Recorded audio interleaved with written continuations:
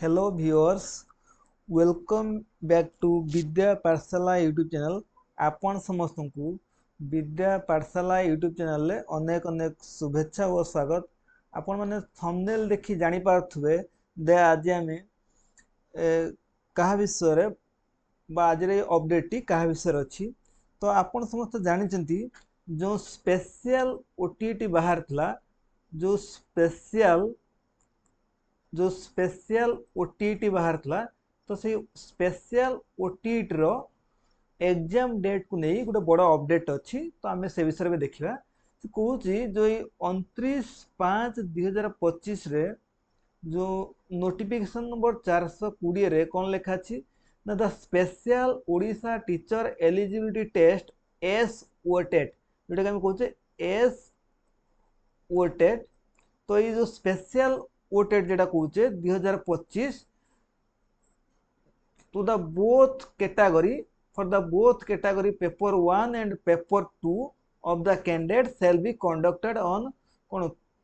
27/2025 तार माने 20/7/2025। तो यार एग्जाम डेट केबे अछि तो यार एग्जाम होबा को जाउची 20/7/2025 जोटा कि संडे दिन पड़ुची। तो सेही दिन हमर कोन होबो ना स्पेशल ओटीटी रे एग्जाम होबा को जाउची बोथ पेपर 1 एंड पेपर 2। तो ये जो फास्ट सिटिंग रे कौन रहिबो ना हमर पेपर 1 रहिबो जार टाइम होची 9टा एम रु 11:30 एम पर्यंत एवं सेकेंड सिटिंग रे कौन हबो पेपर 2 रहिबो जार टाइमिंग होची 2टा पीएम रु 4:30 पीएम पर्यंत। ता माने हमर जो पेपर 1 और पेपर 2 कौन वन डे रे हबो गुटे दिन रे एग्जाम हबो दुटा को पेपर गोटे पेपर फास्ट शिफ्ट और सेकेंड शिफ्ट। ए एग्जाम टा केबे हबो ना 20/7/2025 रे जोटा कि संडे पड़ुची एवं एथिपाई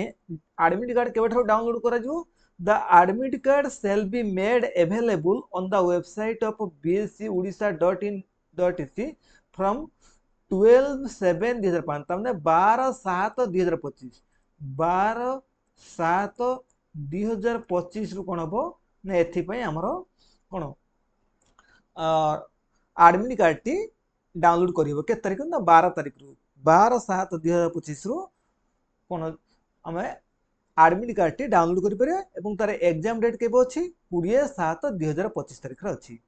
तो एई गोटे अपडेट अछि जे कोछि जो माने पीएच कैंडिडेट अछंती जो माने हैंडिकैप कैंडिडेट अछंती पीएच जा कोछि फिजिकल हैंडिकैप सेमानन को पय कोन दरकार है ना स्क्राइब आवश्यक है। स्क्राइब बा हमें कोइ परिया तो राइटर भी कोइ परिया तो सेमाने कोन कोइ परिया ना जो निजर राइटर कोन करि परिया ना राइटर न पय सन कोन करि परिया तो सेमानकर जो सब सेंटर रे एग्जाम सेंटर पड़थो से एग्जाम सेंटर सुपरिटेंडेंट को देखा करिए के दिन पूर्व ना बिफोर 4 डेज। तो एग्जाम सेंटर रो 4 दिन पूर्व कोन करिया ना जाई कि देखा करिए काहाकू ना सुपरिटेंडेंट को एवं सुपरिटेंडेंट से मानो पय कोन करियो the centre superintendent shall make arrangement for the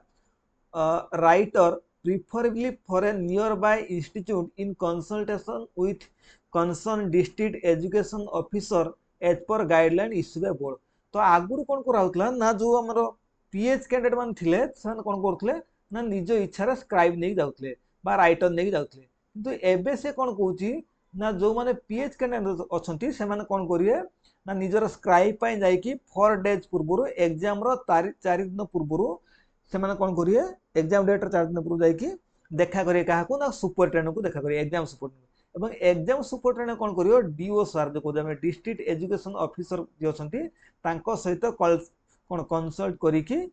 cone करिए ना तांको पय जने राइटर अरेंजमेंट करिए किए हमरे एग्जाम सुपरिटेंडेंट अरेंजमेंट करिए। तो ये थिला तो आज रे update T. So thank you for watching this video.